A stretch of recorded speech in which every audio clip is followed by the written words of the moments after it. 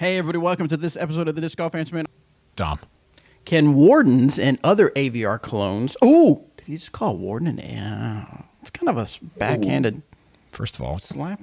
chill on that. Be forehanded without flutters.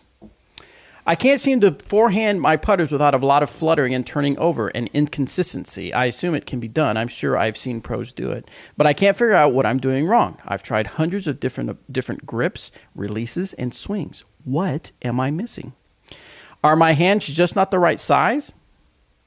By the way, I've got a Westside anvil, and I use for most forehand approaches, but I'd like a soft, straight flyer that's slower than my EMAC Truth.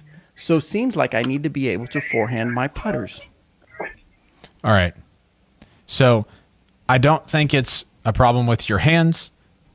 It is probably something that you're missing, and that is that when you throw discs forehand, there's a lot more wrist action on forehands than there is on backhands. Backhands incorporate a lot bigger muscle groups across the board. Forehands kind of have that late moment of inertia that's kind of just like a snap, like you're popping a whip or something like that, cracking a whip.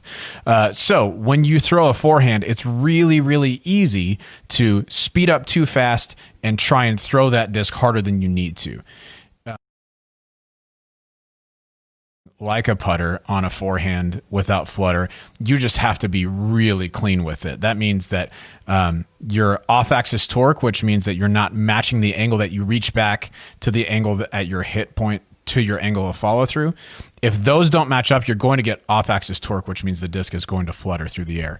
The best way to train on something like this is to get a disc like the Latitude 64 Bite or the Beetle, either one of those, or even just like an Aviator, like an Ultimate Catch Frisbee, and work on throwing forehands with those to where you're not snapping your wrist over. If you roll your wrist toward the ground, it's going to be extremely difficult to get a neutral putter to fly without any flutter.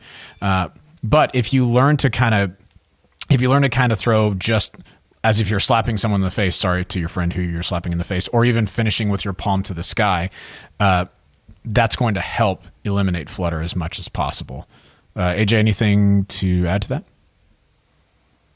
Yeah, I would say it's a lot of it's, like you said, that whipping motion. It's not so much like pushing forward like that, but the follow through is very important.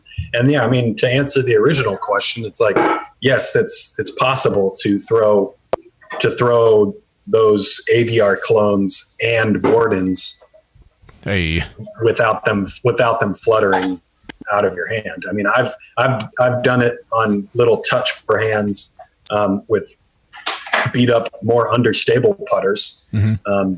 So it's like, it's possible, but you're not going to be able to like power it and get 300 feet of distance, without putting in the work. Yeah. It's what we call it, throwing those slower speed discs without the wobble and cleanly, it's what we call touch shots. Mm-hmm. And touch shots require so much training and experience. So you have to lower the expectations so that way you can, rise to the occasion reasonably. Yeah, and I'd say one more thing about that is that your expectation should be that this is a linear skill. So you are not going to learn to throw a putter without flutter 150 feet before you learn how to throw it 50 feet without flutter. So start by doing those short distances and just toss it. Use as little wrist as you can to get the putter to fly straight. Then start speeding it up just a little. Play catch with your buddies, just throwing a warden back and forth. And I think you'll be surprised at the results you can achieve that way.